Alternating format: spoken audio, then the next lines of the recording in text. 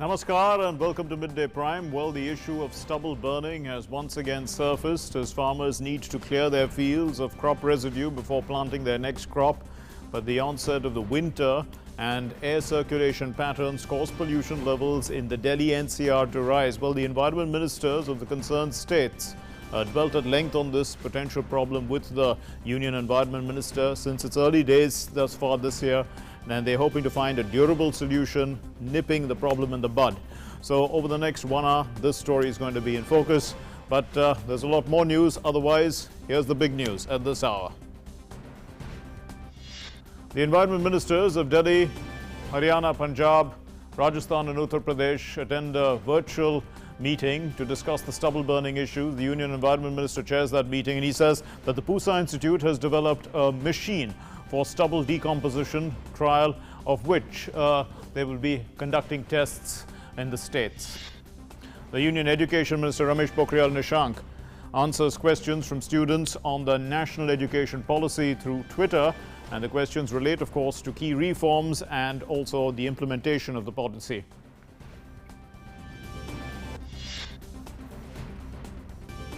The Union Minister Kiren Rijiju has said that the new agricultural laws, they are the biggest agricultural reforms since independence, and he says that they are a big step towards realizing the Prime Minister's commitment of doubling farmers' income by 2022. The Election Commission issues the Gazette notification regarding the upcoming Bihar elections, the assembly elections there. The last date for nominations is the 8th of this month. Scrutiny of nomination papers will take place on the 9th, and the ECI will hold a press conference in Patna this evening before concluding their 3-day visit to Bihar. India continues to witness high daily rates of recovery from COVID-19. The states and union territories report more recoveries than new cases. Recovery rate now stands at 83.33%, with a total of 52 lakh people recovering so far. And in sports news, world number 1 Novak Djokovic faces Lithuania's Ričardas Berankis in the second round of the Roland Garros today. And also in the women's singles, the former champion Yelena Ostapenko squares off against the number 2 seed Karolina Pliskova in a marquee clash. Let's begin with our big story.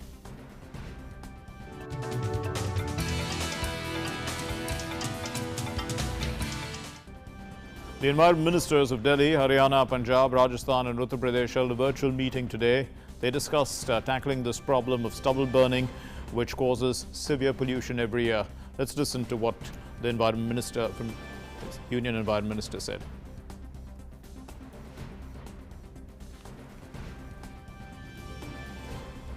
Delhi सरकार को ये बताया गया कि जो hotspots है मायापुरी, बवाना, नरेला, मुंडका, पंजाबी बाग, Dwarka, Rohini, Vivek Vihar, Anand Vihar, R K पुरम, जहांगीरपुरी, ये 13 hotspot पर दिल्ली सरकार ज़्यादा ध्यान दे। वहाँ के रोड जहाँ धूल रोड पर ज़्यादा जमी है या अनपेव्ड है वो पूरा करे। बहुत सारे सुझाव उनको दिए गए हैं। The Union Environment Minister chaired that meeting and he said that Pusa Institute has developed a machine for stubble decomposition trial, of which tests will be conducted in the states. केंद्र सरकार ने पराली जलाने के लिए मशीन दिए है। ICAR, ये भारत सरकार की कृषि संशोधन की जो संस्था है, काउंसिल है, तो पूसा संस्था के द्वारा एक डीकंपोजर का नया शोध भी किया है। इसकी भी ट्रायल सभी राज्यों में इस साल होगी, क्योंकि हजारों हेक्टेयर पर इस तरह की ट्रायल होके उसके परिणाम आएंगे तो अगली साल और बढ़त मिलेगी। Prakash Javadekar also said that the government is working on bio-CNG and biopower. बायो-CNG और बायो पावर के प्रयोग में भी भारत सरकार भूमिका निभा रही है। एक्सप्रेस पेरिफेरल वे करने के कारण 60,000 जो वाहन दिल्ली में जिनका कोई काम नहीं है, वो दिल्ली से गुजरते थे, प्रदूषित करते थे, वो खत्म हुआ है। BS6 आया है। ईंट भट्टे और बाकी फ्यूल यूज करने वाले कल कारखानों का रूप बदला है। तो बहुत सारे उपाय केंद्र ने किए, राज्यों ने भी काम किया, और इस सबका परिणाम हुआ है कि ये अच्छे हवा के दिन थोड़े बढ़े हैं और बुरी हवा के दिन थोड़े कम हुए हैं। So let's put this important meeting into context and understand the problem of stubble. It's a burning issue, obviously, stubble, a burning issue. Now, as the satellite images have begun to spot the stubble burning, the stubble fires in neighboring states, the quality of air in the national capital has begun to deteriorate. You know, and also what happens is that winter, it's just 15 days from winter. Mid-October is when winter officially begins, and then the problem intensifies. And well, you know, Delhi's air quality is currently in moderate category, so it can only go down. So this is the time to check the issue. Air shade is another problem, because what does it do? It extends to the neighboring big cities around Delhi, that's Faridabad, Gurgaon, etc., and they cause serious problem, Noida. And the environment ministers of Delhi, also of Haryana, Punjab, Rajasthan and Uttar Pradesh met with the Union Environment Minister, and what do? They are looking for a solution to the problem of stubble burning. And this virtual meeting was attended also by the Environment Secretary, so it had all the right people there thinking about this problem and looking at the best possible solution, because they are empowered to actually take decisions and act upon it. And the Pollution Control Board, the corporations, the NDMC and the DDA, so all the right people there sitting and discussing this issue. And they took stock, as we heard, of the last 2 years' lessons and remedies. And what does the Central Pollution Control Board say? They are saying actually that farm smoke, that is particulate matter that comes from these farms, from the farm stubble burning, it peaks to around 44% in November. That's next month. And so, you know, that's a bad time for the country, for Delhi. And paddy harvesting season is also between October 15 and November 15. That's that period is when the stubble is actually got rid of very quickly, because the farmers need to, you know, move on to their next clear crop. So they need to clear that fast before cultivating wheat and potato. And last year what happened is that Punjab produced about 20 million tons of paddy residue, a huge amount of it, and they burnt almost half of that, 9.8 million tons of it. And Haryana burnt about 1.23 million tons of 7 million tons that it produces. Why are the farmers doing it? There's a ban on burning of stubble, but they defy this ban because that window, as we said, is too short for them to. They have to clear the crops fast. They have to clear their fields so that they are able, in fact, to be able to plant their next crop. Ajay Vikram Singh is joining us with more inputs on this meeting.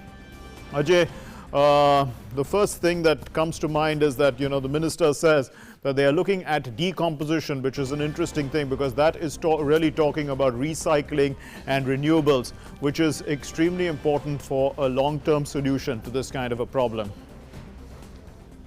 जी बिल्कुल mark, आज इस 1.5 घंटे चली जो बैठक थी पर्यावरण मंत्रियों के साथ, उसके बाद जब पर्यावरण मंत्री ने अपनी प्रेस ब्रीफिंग की तो उन्होंने एक बात पर बहुत जोर दिया और उन्होंने बताया कि पूसा इंस्टीट्यूट ने एक ऐसा कैप्सूल डेवलप किया है जिसको पानी में मिलाकर अगर उसका घोल बना देते हैं और उसको जब हम पैडी पर डालते हैं तो जो पराली की समस्या को समाधान किया सकता है वो खाद के रूप में परिवर्तित हो जाती है।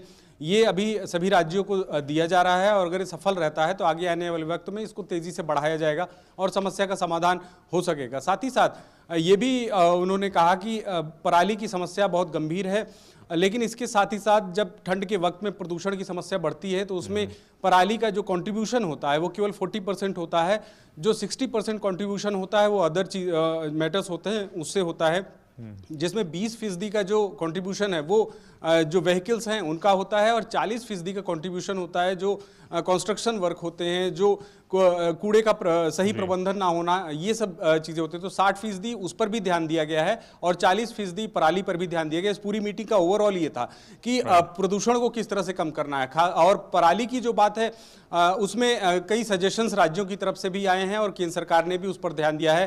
केंद्र सरकार ने पिछले 3 सालों में 1700 करोड़ रुपए दिए हैं उस मशीनरी को खरीदने के लिए जो मशीनरी पराली के निपटाने में कारगर साबित होती है। इसमें सब्सिडी काफ़ी अच्छी दी जाती है। 50% की सब्सिडी जो इंडिविजुअल हैं उनको दी जाती है और जो ग्रुप्स हैं उनको 80% की सब्सिडी दी जाती है। उन मशीनों के जरिए भी किया सकता है। कई सामूहिक रूप से प्रयास है, केवल एक प्रयास से ये नहीं हो सकता, बड़ी समस्या है। और इसमें लोगों का पार्टिसिपेशन किस तरह से हो, इस पर भी बात की गई और पर्यावरण मंत्री ने इसकी अपील भी की है लोगों से कि लोग भी आगे आए, किसान भी आगे आए। Ajay Vikram, there was nothing discussed about giving them incentives in terms of it was included in the MSP I think last year to try and so that they could deal with this problem or even the purchase of stubble itself by the government so that the government could clear the farms and then utilize this in some other waste yard. Are those kind of solutions being thought of or not? जी बिल्कुल, इन सब बातों पर भी discuss हुआ है। अगर incentive की बात करें तो राज्यों ने अपने अपने इंसेंटिव्स दिए हैं। कई राज्यों ने 100 रुपये, कई राज्यों ने 150 रुपये अपने इंसेंटिव्स दिए हुए हैं। और उसके साथ ही साथ केंद्र की जो भूमिका है उसमें पावर मिनिस्ट्री बहुत सक्रिय भूमिका में सामने आई है।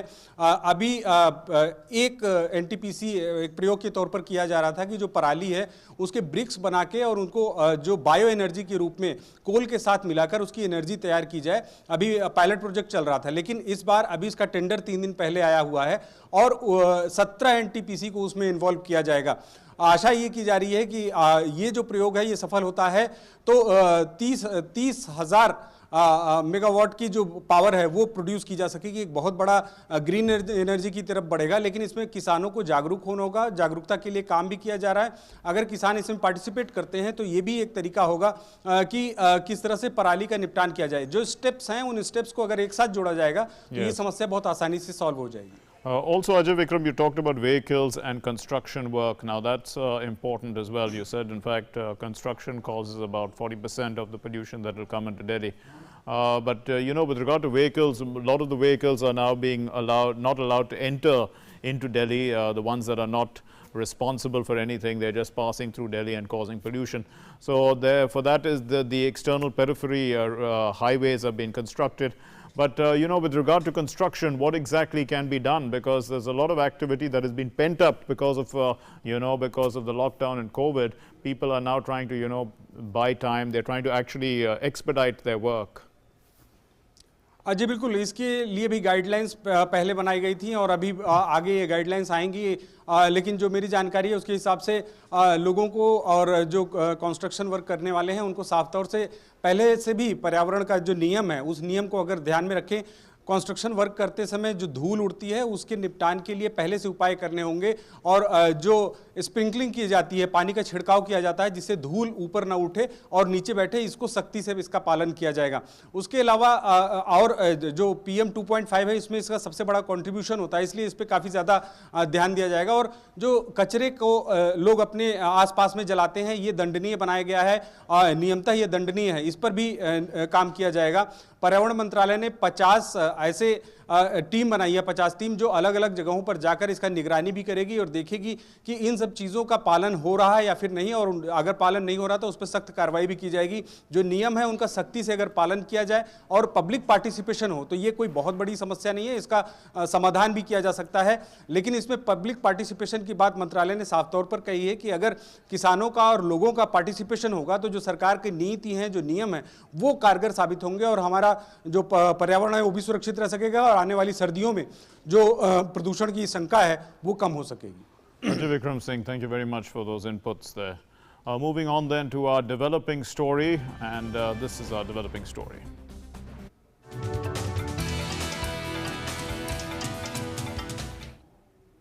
News from pole-bound Bihar is the developing story today, and we know that the notification for the first phase of the state assembly elections has been issued, and this was issued, in fact. The notifications have been issued. Yes.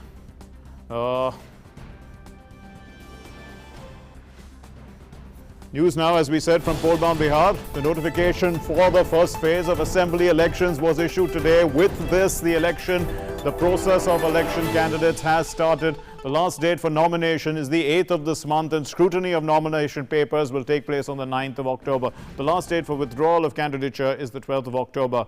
And during the first phase of assembly elections, polling will be held on the 28th of October. And this is for 71 constituencies. It's spread over 16 districts. And of these constituencies, 13 are reserved for scheduled castes and 1 is reserved for scheduled tribe candidates. Well, the districts that are going to the polls in the first phase are Munger, Bhagalpur, Lakhisarai, Shekhpura, Mokama, Patna, Ara, Buxar, Mohania, Jahanabad, Aurangabad, Gaya, Nevada, and Jamui.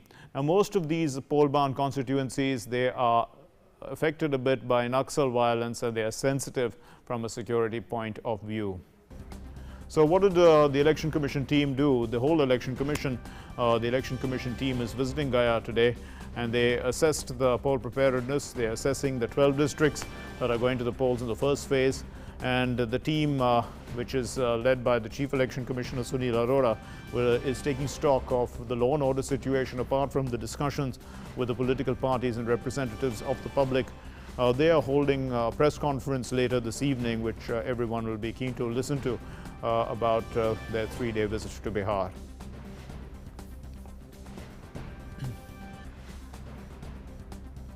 Salman Haidar is joining us with an input on this story. Well, Salman, big elections coming up, but under trying and difficult times, challenging times. So, put the issue into perspective for us. It's a very trying time, as you already said. And the Election Commission team, full bench, is now discussing the modalities in a meeting in Gaya right now. As the notification has already been issued for first phase, 16 districts are there which are going under election this time in first phase. And as you already said, most of them are somehow partially or in whole are Naxal affected. So the law and order situation, apart from the COVID challenges, are important this time, as yes. Bihar is the lone state whose election is going on in such a trying and challenging times. Yes, indeed. So all the arrangements are in place. Some arrangements are being made. Apart from the bordering areas of Nepal and other states are being looked into. They are reviewing the sensitivity of the polling stations as far as the number of voters per polling booth is concerned. It has been lessened from 1500 to 1000. So, yes. And the time duration for the polling is also has been increased by 1 hour. So the things are there, COVID challenges are there, and the process has just begun. Indeed. Yes. So you've mentioned a few very important points, especially about the number of people per polling booth. The voters who are allowed to each polling booth is reduced from 1,500 to 1,000, and also the hours of voting have increased. That, of course, is the key, is crucial. But maintaining of social distancing between how many people are allowed to come, how long the line should be, all these kind of things. That's all part of the security drill, isn't it? Yeah. That is why some parties objected to it and said that the number should be lessened further to 750 per yes. polling booth, so that extension of duration to 12 hours from present 11 hours, from 7 a.m. to 7 p.m., so that the delay in the process of voting is accommodated, and every person who is present at the polling booth can exercise his or her franchise. So the things are challenging. Even public meetings have not begun yet, but it remains to be seen whether the social distance is being maintained or not when the time will come and the crowd, as you know, there is a frenzy during elections, and the people throng in large numbers, then what the administration is going to do there are many questions there to cope up with. Yeah, Mark. Okay, thanks very much, Salman Haider, for those inputs. In fact, our correspondent Rishi Kumar is also joining us. Rishi is, has been interacting with the Election Commission for many years now, and has covered the elections for us from that point of view, from organization point of view. Well, Rishi, how crucial are these elections in Bihar from the Election Commission's point of view when we look at some of the important and difficult issues, as Salman was mentioning? One of the things that comes to mind is, that people have to press the electronic voting machine, and, they may be worried about contamination spreading as a result of that. How is the Election Commission dealing with this issue? देखिए mark, जहाँ तक election commission के द्वारा इस बार जो चुनाव कराए जा रहे हैं, निश्चित तौर से एक बेहद चैलेंजिंग टास्क है, और एक ऐसी परिस्थिति में जब देश भर में हम कोविड महामारी से जूझ रहे हैं, और ऐसे समय में जब चुनाव आयोग ने ये चैलेंज दिया है और उन्होंने प्रेस कॉन्फ्रेंस में भी साफ कहा कि हम चैलेंज को इसलिए स्वीकार करते हैं कि भारत की डेमोक्रेसी एक मैच्योर डेमोक्रेसी है, और भारत की जो प्रजातांत्रिक व्यवस्था में लोगों का जो भरोसा है, वो कितनी भी समस्याएं हो, इसके बावजूद भी वो मजबूती से खड़ा रहता है, और इन चुनावों में भी लोगों का सहयोग बेहद जरूरी है। पीपल्स पार्टिसिपेशन बेहद जरूरी है, और लोगों का जो सहयोग है वो बेहद जरूरी है। इसके लिए चुनाव आयोग ने बहुत विस्तार से एक रणनीति बनाई है। जैसे कि आपने जिक्र किया कि जो इलेक्ट्रॉनिक वोटिंग मशीन है, अगर उसको पुश करना है हाथों से ही किया जाएगा, उसके लिए चुनाव आयोग ने दो चीजें उसके लिए सुनिश्चित की हैं। एक तो सैनिटाइजर वहां पर हर एक पोलिंग बूथ पर रहेगा, साथ ही साथ ग्लव्स के भी इंतजाम करने की बात रही है। ऐसी स्थिति में जबकि कोई अगर कोविड पेशेंट है, अगर वो वोट डालना चाहता है, तो उसका ये अधिकार सुरक्षित रहेगा, और सबसे आखिरी के समय में अलग से उसको वोट डालने का प्रावधान दिया जाएगा। इसके लिए पीपी किट तक का इंतजाम सुनिश्चित करने के लिए चुनाव आयोग के निर्देश हैं। इसके अलावा सोशल डिस्टेंसिंग जिस तरीके से हम बात कर रहे हैं, उसको सुनिश्चित किया जाने की आयोग की तरफ से जो कवायद है और जो कोशिश है, उसको सुनिश्चित किया जाना है। इसके अलावा चुनाव आयोग समय समय पर, हम देख रहे हैं कि इस समय खुद चुनाव आयोग बिहार में है, और वहां पर ये इस बात का वो जायजा ले रहा है कि जो उसने दिशा निर्देश इस बार दिए हैं, क्या उसके हिसाब से तैयारियां हो रही हैं, और उन तैयारियों के लिहाज से चुनाव आयोग को आगे की रणनीति क्या अपनानी है। तो ये जो चैलेंजिंग टास्क है कोविड महामारी के दौरान, एक तो चुनाव आयोग ने जो हम तो आमतौर पर देखते थे कि जो चुनावों के जो चरण हुआ करते थे बिहार में, वो 5 से 6 चरण तक होते थे। इस बार 3 चरणों में चुनाव हो रहे हैं। एक तो कम चरणों में चुनाव कराने की एक अलग चुनौती होती है, लॉ एंड ऑर्डर एक इशू होता है। साथ ही साथ बिहार में नक्सल जैसी समस्याएं हैं, उसको भी देखना होता है। उस हिसाब से चुनाव आयोग ने प्रथम चरण में इन इलाकों को ज्यादा रेखांकित किया है, और वो चाहते हैं कि शुरुआत में इन जिलों में चुनाव हो जाएंगे तो ज्यादा आसानी रहेगी। और सबसे बड़ी जो चुनौती वही होगी कि कैसे वो कंटेमिनेशन को रोकते हुए चुनावों को आगे बढ़ाते हैं, और इसके लिए जो उनके इंतजाम है, उन्हीं की समीक्षा और जायजा लेने के लिए टीम इस समय बिहार में है। Right, thanks very much Rishi Kumar for those inputs. Now moving on then to our national prime segment.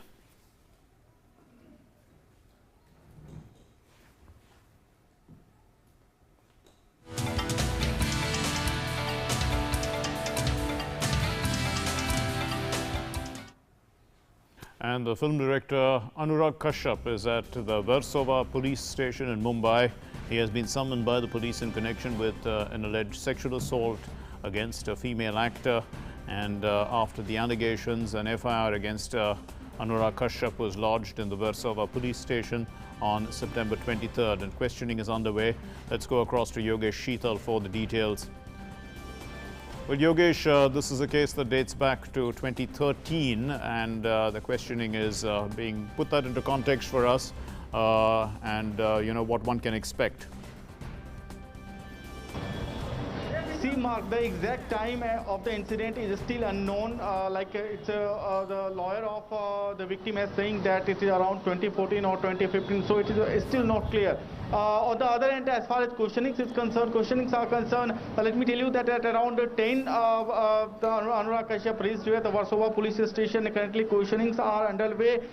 We know that the charges are very serious because 376(1) is applied in this case, which is related to rape, and also 354 intent to outrage the modesty of a woman, and also 344 and 341 and 342 wrongful restraint and wrongful confinement. So these are the 4 charges which have been applied in this case. Now this is the first time that Anurag Kashyap has reached here for the questionings.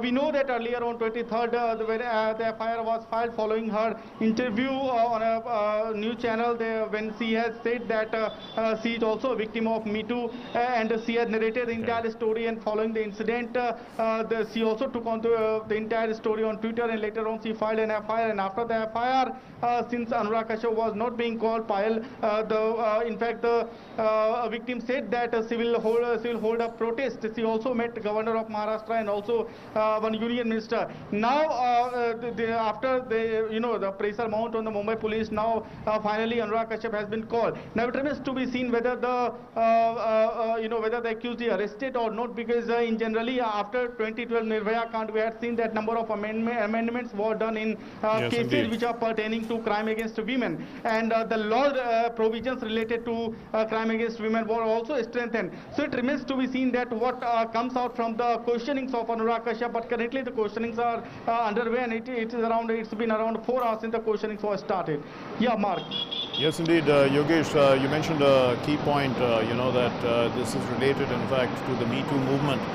So one would look at, the Me Too movement inspired a lot of other women to come out and speak about issues that, that have now been maybe many years in the past. So are we likely to see, a lot of that happening once again as a result of this case that has come to the fore once again? This is not, in fact, the first case of Me Too in Mumbai. Earlier, we had also seen Alok Nath and also Nana Patekar. Other actors were also involved in this case. But we had seen in Nana Patekar case, basically, Mumbai police had filed a pre-summary report. So, importantly, because it's a long time. It happened around 7 years back. So, there cannot be any medical testing at this point in time. Even the actor herself has said that she doesn't exactly remember the time of incident, the event of the sequences, but her lawyer has said that she has some witnesses like the driver of the vehicle. He has said that he has some witnesses that are likely to be deposed in the court when the trials take place. So the victim and her lawyer has been maintaining that there are ample evidences, there are sufficient materials as far as call recordings, WhatsApp chats, some electronic evidences are there which can establish the case in the court. But since this is the primary stage and the preliminary inquiry currently is being underway by the Mumbai police, so it remains to be seen that what are the cases that Mumbai police basically file in the court, because in the court basically when the charges are framed, it remains to be seen whether the charges like 376(1) or whether 354 or whether 341 or whether 342, whether these charges are applicable or not. The most important at this point in time is whether Mumbai police is going to arrest Anurag Kashyap or let him go simply, because that will in fact decide the future of this case. Because if the inquiry continues, then there are not much evidence as it seems to be, because I also told you that it's at the preliminary stage of investigation right now. In rape cases. Yes, thanks very much, Yogesh Sheetal, for joining us with those inputs. Moving on then to our next story. Well, the Union Sports Minister Kiran Rijiju today addressed the public on the new agricultural law. He did so in Itanagar, and he said that this, in fact, is the biggest step towards Prime Minister's commitment of doubling farmers' income by 2022. He called it, in fact, the biggest agricultural reform since independence. आजादी के बाद ये पहली बार हुआ है कि agriculture को reform करने के लिए, एग्रीकल्चर सेक्टर को फुल रिफॉर्म करने के लिए इतना बड़ा कदम पहली बार उठाया है। प्राइम मिनिस्टर ने 3 साल पहले घोषणा किया कि 2022 तक हर किसान का आमदनी, उसका इनकम को 2 गुना करेगा, डबल करेंगे। इसलिए बहुत बड़ा एग्रीकल्चर रिफॉर्म्स बिल्स लेकर आया, पहले ऑर्डिनेंस था, बिल्स लेकर के पार्लियामेंट में इसको एक्ट बनाया। And the minister further said that the new agricultural law, it provides freedom to farmers. The Prime Minister implemented the Swaminathan Commission report so that farmers could get a better price for their crops. ये जो farmers produce trade and commerce promotion and facilitation act है, इसमें एक छूट दिया है, इसलिए स्वामीनाथन का जो रिपोर्ट को प्राइम मिनिस्टर ने इंप्लीमेंट किया ताकि आप जितना लागत करते हैं उससे 50% ज्यादा मिनिमम सपोर्ट प्राइस भारत सरकार आपको गारंटी देता है, वो आपको मिलेगा ही मिलेगा। Let's now take a look at the update on COVID-19 from across the country. So the recovery rate has reached 83.53% and the case fatality rate has dropped to 1.56%. 85,376 recoveries recorded yesterday, taking the cumulative total of recovered patients to 52,73,201. And with this, the recovery rate, as we said, stands at 83.53%. India has a three-pronged strategy. It's test, trace and treat. And as we can see, that is delivering the results. And the fatality rate has dropped, in fact, to 1.56%. There are 98,678 deaths recorded overall so far. And the number of active COVID-19 cases in the country stands at 9,40,705. That's only 14.90% of the total, of the cumulative total of all the cases that the country has seen thus far. And the centre-led COVID management strategies have focused on early detection through widespread as well as easy and aggressive testing.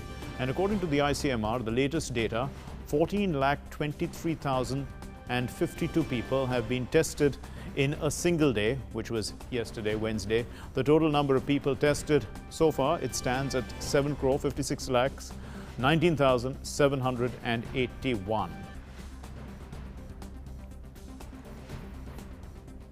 7.56 crore samples tested.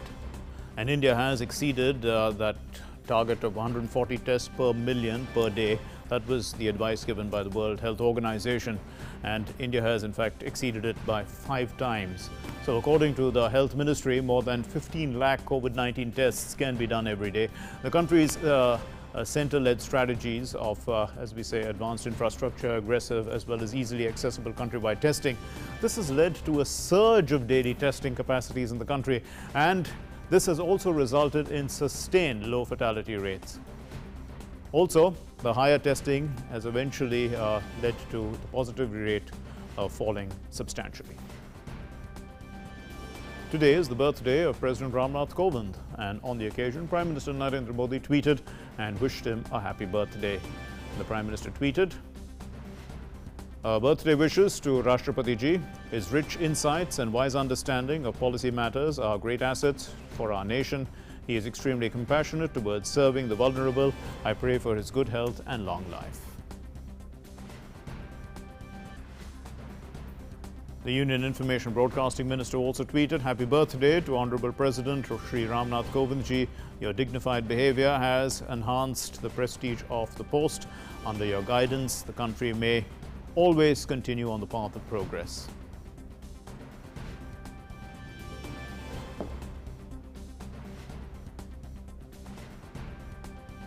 And well, it was the great personality of Mahatma Gandhi, the father of the nation, that got into the public, into the Indian public thoroughly, understanding Gandhiji's life, and all that is incomplete, in fact, without mentioning Bengal, because Bengal has a connection with Gurudev Rabindranath Tagore and Shantiniketan. So here's a report on that connection.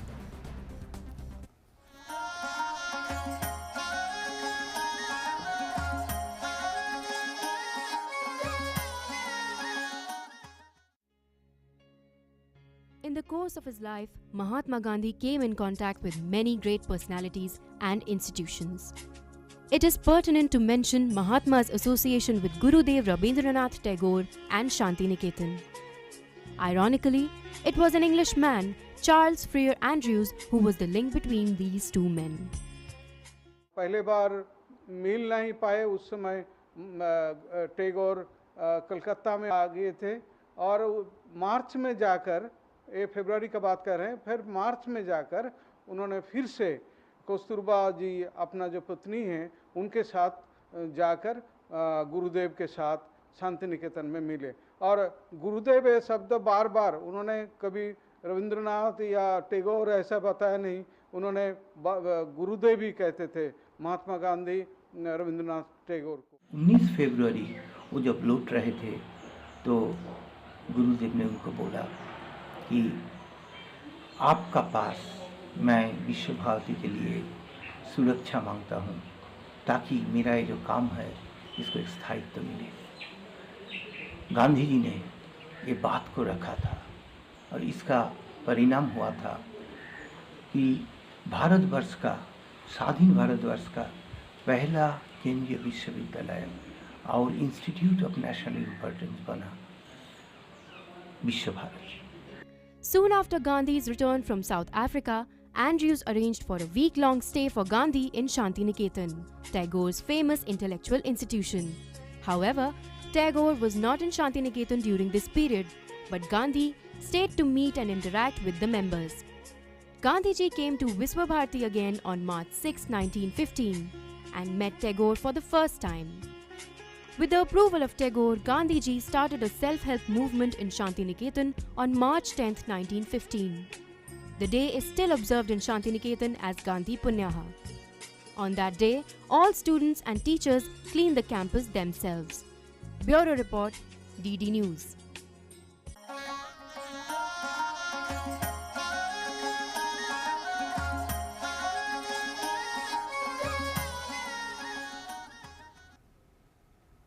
Well, malnutrition in one form or another is estimated to affect 1 in 3 people globally, and it's inextricably linked to morbidity as well as mortality.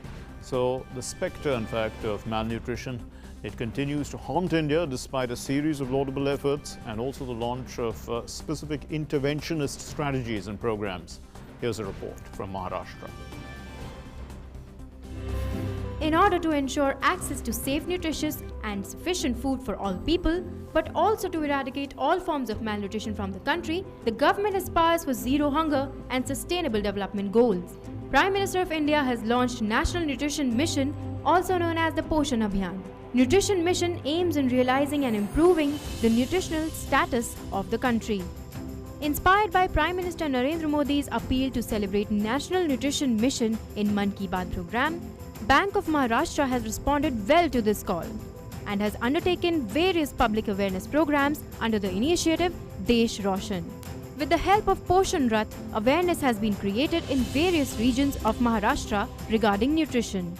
महिला और जो छोटे बच्चे हैं ये देश का भविष्य है, और अगर देश के भविष्य की तरफ हम ध्यान दें, को योग्य आहार दिया जाए तो उनकी जो डेवलपमेंट है वो बहुत अच्छे तरह से होगी और देश के लिए एक नई पीढ़ी, सुचारू पीढ़ी हमें मिलेगी जो देश को आगे तरक्की करेगी।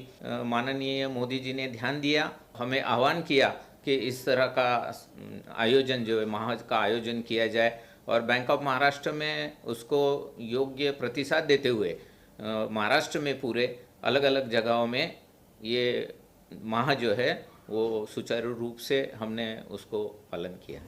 Under this campaign, citizens were given guidance on nutrition and health issues. Information was provided by distributing leaflets to women in rural areas. Poshan Rath aims to create awareness under Poshan Abhiyan. After a proper survey, malnourished, pregnant, lactating women and children were given nutritious food grains. माननीय प्रधानमंत्री द्वारा दिए गए आह्वान को ध्यान में रखते हुए बैंक ऑफ महाराष्ट्र ने ग्रामीण महिला बाल विकास मंडल ट्रस्ट और ग्रामीण स्वयं रोजगार प्रशिक्षण केंद्र के माध्यम से सितंबर 2020 को पोषण माह के रूप में मना रहे हैं।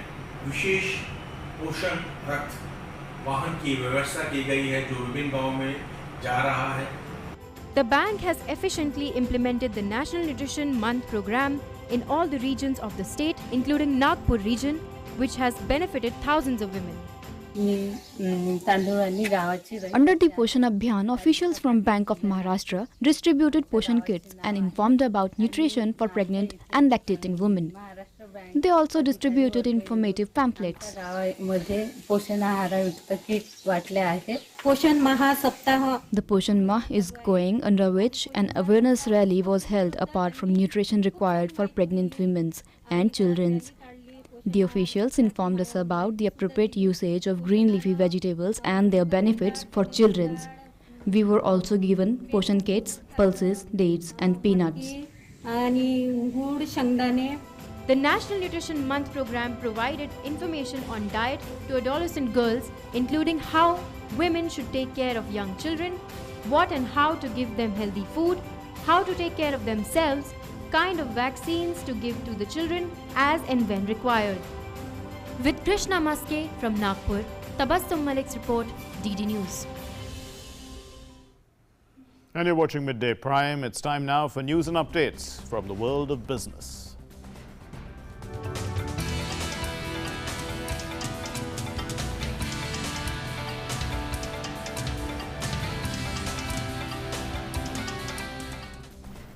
And Arun Sharma has those updates. Over to you, Arun. Thanks, Mark. And let's begin with the big story of the business segment. Now, this is related to the aviation sector. Now, in a major relief to the passengers, the Supreme Court has ordered airlines to refund tickets booked prior to the COVID-19 lockdown for travel up to 24th of May. The Supreme Court has approved the formulation drafted by Civil Aviation Regulator, Director General of Civil Aviation, to deal with refunds for cancelled tickets due to restrictions imposed due to the lockdown that started on 25th of March this year. The airlines will also have the option to create a credit shell in the name of passenger, which can be availed for travel of or on any route before 31st of March 2021. And to give more inputs on that, we are joined by correspondent Vikas Sarthi. Now, Vikas, first of all, under which circumstances a passenger will be getting full refund, and under which circumstances credit share will be given to the passenger? Well, Arun, the Supreme Court has in fact created certain categories. In the first category, Supreme Court says that the passenger who booked their ticket during the lockdown from 24th of March to 24th of May, and their flight was also scheduled during these lockdowns, they are entitled to get full refund without any cancellation charges, and that amount must be given to them within 3 weeks of from the day of the cancellation of the ticket. So these passengers are entitled to get their refund complete without any deduction. So far as the other passengers are concerned who had booked their tickets prior to the lockdown, but their flight was scheduled between these lockdowns, they will be given refund after some deduction, whatever has been said in the civil aviation policy. So far as the third category is concerned, certain flights were cancelled due to some technical reasons during these lockdowns, even after the relaxation on certain routes. Some flights were cancelled. So in those cases, the Supreme Court has said that airline must try to get to provide refund within 15 days. But if any airline feels that they have crunch of cash or credit, they can issue credit to these passengers, and these passengers will be entitled to use these credits till 31st of March of 2021, and meanwhile airlines will have to give some kind of incentives to those passengers who will opt for these credit systems. And if in case a passenger has not booked ticket directly with the airlines, if in case he has booked with some third party mobile application or with some third party, will he be eligible for this kind of refund? Right, Arun. In that case, the refund will go either to the agent or through the intermediary who booked that ticket. So he will be the person who get refund in case the payment was not made by the passenger till the flight was cancelled. So agent also gets relief. They will receive refunds on those tickets wherein they didn't receive any kind of payment from the passenger, but they booked the ticket on their own. All right, thank you so much, Vikas Sarthi, for joining us and giving us all the update as far as this big relief to the passengers is concerned. Well, now moving on to the markets now. Talking about the stock markets, now a stellar session is being witnessed as far as stock markets are concerned. Sensex is up by 600 points to trade at 38,650 levels.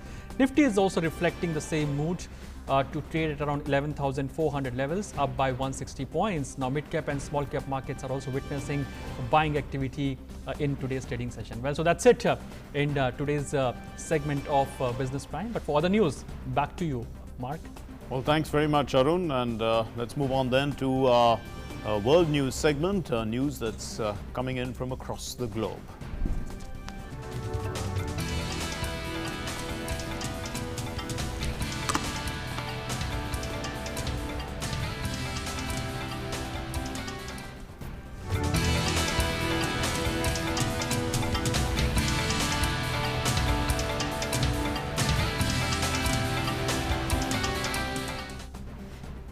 In fact, the United Nations Secretary General Antonio Guterres has said that it's time for countries to start using money from their national COVID-19 recovery and response plans.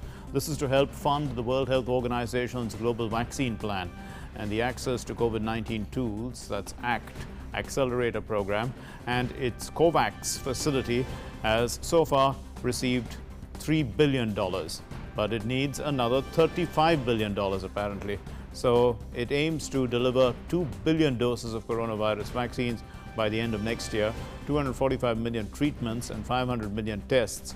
Guterres asserted at a high-level virtual UN meeting that the national vaccine effort in a handful of countries will not unlock the doors to the global economy and restore livelihoods. At the event, the WHO chief Tedros Ghebreyesus also said that 167 countries have already joined COVAX global facilities, the global vaccine facility, and called on all countries to step up significantly in the next 3 months. Well, Madrid residents are set to be barred from leaving the city except on essential trips under new COVID-19 restrictions announced by the Spanish government yesterday.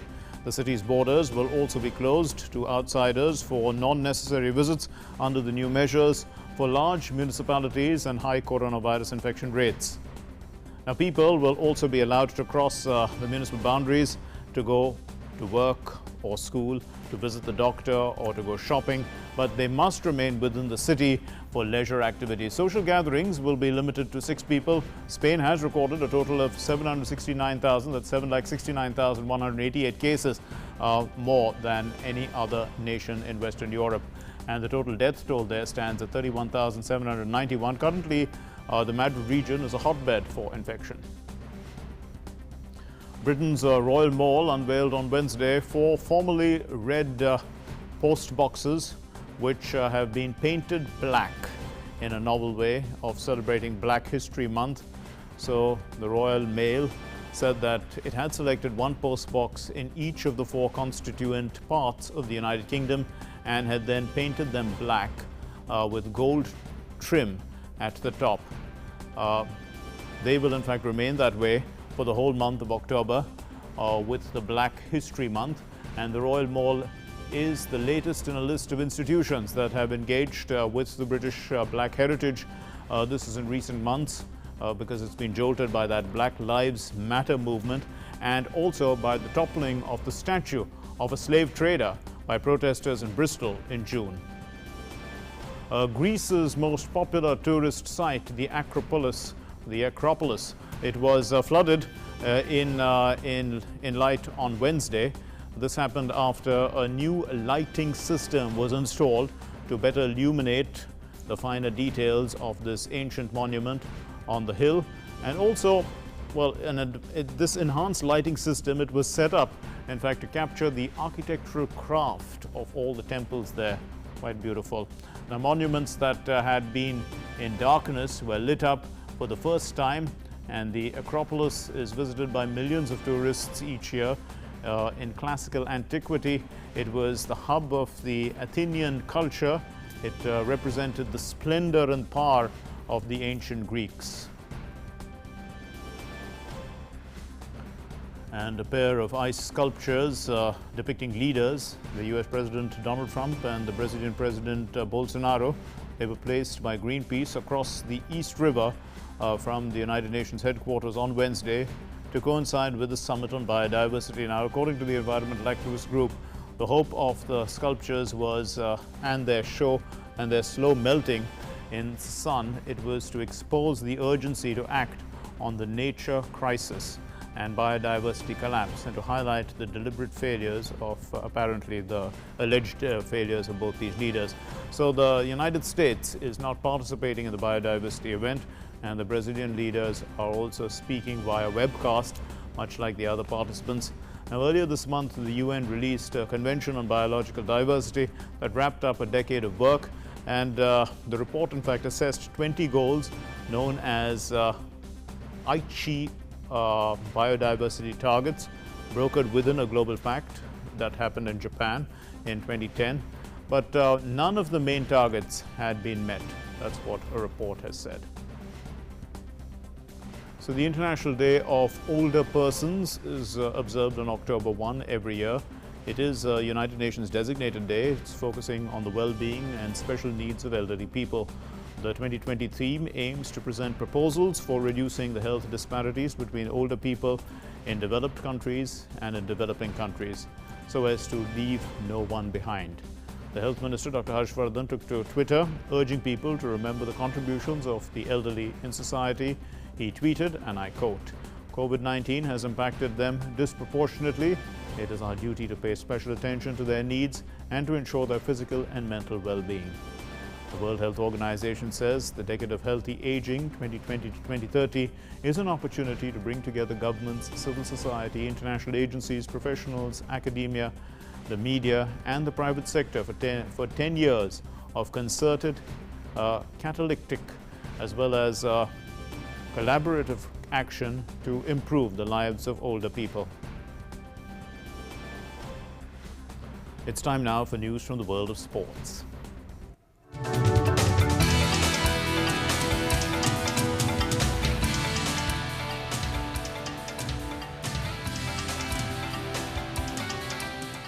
Narayan has all the news from the world of sports. Over to you, Narayan.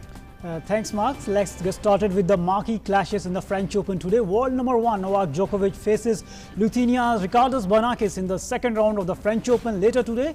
Djokovic has engulfed in a spate of controversies this year. His on-court exploits have been at the highest level throughout 2020. Djokovic has an astounding win-loss record of 32-1 for the season, and the only blip in that stat came through his disqualification at the US Open. Novak Djokovic and Ricardas Bernakis have met twice on the tour so far, with the Serb leading the head-to-head record 2-0.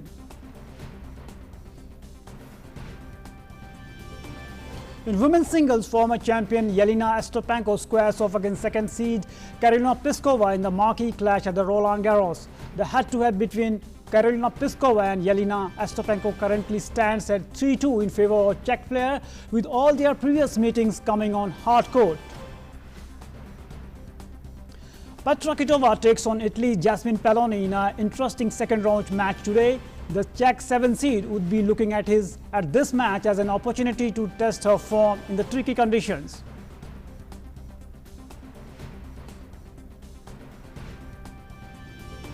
Now let's take at some important results. 12-time champion Rafael Nadal is into the second round 3 of the French Open by thrashing American Mackenzie McDonald with 6-1, 6-0, 6-3 win. Nadal has lost only 2 French Open matches since 2005 and is aiming to lift the trophy for the 4th year in a row. Meanwhile, Stanislas Wawrinka saw off Germany's Dominik Kofer 6-3, 6-2, 3-6, 6-1 to advance to the third round of French Open. The 16th seed Swiss suffered his only service break in the third set, which went on to lose and broke his opponent's serve 5 times during the match to complete the victory in 2 hours and 8 minutes. Meanwhile, Serena Williams' search for a record-equaling 24th Grand Slam title will extend into another year after an Achilles tendon injury forced her to withdraw from the French Open on Wednesday. Williams, a 3-time former champion at Roland Garros, said she may not play again this year. 10 seeds Victoria Azarenka suffered a shock straight set defeat by world number 161 Anna Carolina in the French Open second round. The Belarusian reached the US Open final earlier this month but struggled on the clay against Slovak opponent who won 6-2, 6-2. Now moving to football, where Manchester United defeated Brighton for the second time in 4 days, with Paul Pogba scoring free kick to help to seal their progress to the quarterfinals of the EFL Cup. Scott McTominay's first half goal gave the Red Devils lead before Juan Mata and Paul Pogba added to the score in the second half as Ole Gunnar Solskjaer men booked their place in the quarterfinals of the competition. Eventually, the game finished 3-0 in favor of the away side, which was much more convincing result as compared to their last gasp win when the two sides clashed in the Premier League on Saturday. Solskjaer's men take several positives from this game into the upcoming Premier League clash against Jose Mourinho's Spurs on Sunday.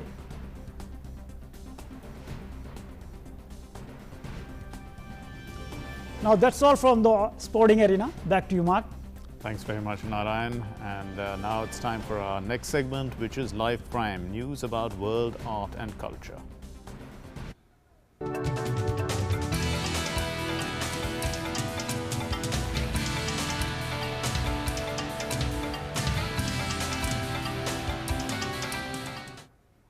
A bronze statue of Harry Potter flying a Nimbus 2000 broom over Hogwarts has been unveiled in London's Leicester Square.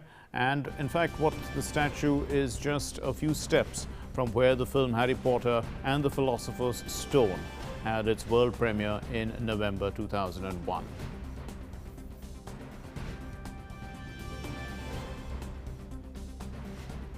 And that's all we have in Midday Prime for today. Thanks very much for being with us. And we leave you with some beautiful glimpses of Disney Themes Park in the United States. It's closed for months because of COVID pandemic, but Disneyland is witnessing a gradual reopening across the United States. Take a look. Namaskar.